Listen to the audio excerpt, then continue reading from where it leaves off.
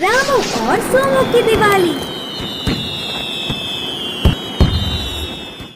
विजयपुर नामक गांव में रामू नाम का लड़का रहता था। बचपन में ही पिताजी के गुजरने के कारण उसकी माँ अपनी मेहनत से उसे पालती थी।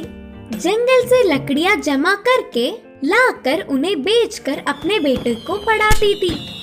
दिवाली के उत्सव पर सारे लोग पटाखों से आतिशबाजी करने पर उसे भी पटाखे दिलाने की हर साल माँ के पास जिद करता था। ऐसे आगे बड़े होते होते माँ की मेहनत और परेशानियों को समझते हुए रामू ने पूछना बंद कर दिया। दिवाली के उत्सव के दिन बहुत सारे पटाखों से आतिशबाजी करने वालों के घरों के पास जाकर बहुत देर उधर ही खड़ा होकर उनके उत्सव को देख खुश होता था। अचानक इस साल विजयपुर में एक बड़ी सी महामारी के आने पर इस बार की दिवाली उत्सव नहीं मनाने का निर्णय गांव के सारे बड़ों ने लिया था। हमेशा की तरह ही दिवाली की शाम में गलियों में घूम रहे रामू को एक बड़ी सी बंगले में एक बच्चा रोता हुआ दिखा।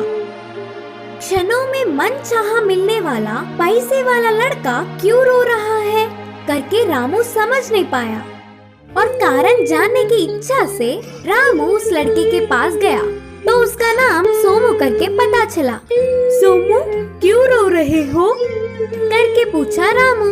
पिताजी ने मुझसे दिवाली के पटाखे नहीं दिलाएंगे करके कहा। मैं पटाखों से खेलने तक किसी से बात भी नहीं करूँगा, जाओ। बोलते हुए सोमू ने फिर से रोना शुरू कर दिया।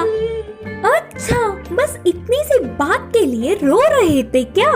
जानते हो, मैंने अब तक कभी भी दिवाली का उत्सव ही नहीं मनाया। सोमू को अपने हालातों का विवरण किया। वह सुनकर सोमू को रामू पर दया आई। उस गांव में आई हुई महामारी के बारे में और दिवाली उत्सव मनाने पर आने वाले नुकसानों के बारे में रामू ने उसे अच्छे से समझाया। अच्छा, तो मैं अब समझा कि पिताजी मुझे पटाखे क्यों नहीं दिला रहे थे और मेरा गुस्सा भी चला गया। पता है, मेरे दोस्त कोई नहीं। रामू, क्या तुम मुझसे दोस्ती करोगे? रामू के मानने पर सोमू उछल पड़ा। ऐसे ही दोनों बहुत देर गपशप करने लगे। ये सब बहुत दूर से ही देखने वाले सोमू के पिताजी बहुत खुश हुए। अगले दिन ही रामू के माँ के पास जाकर उससे पहले ही दिन रामू और सोमू के बीच की बात को उन्हें बताया और रामू की चतुरता की बहुत तारीफ की। उसकी पढ़ाई के खर्चे उठाने के साथ साथ सोमू के पिताजी ने उन्हें अपने कारोबार में काम भी दिलाया।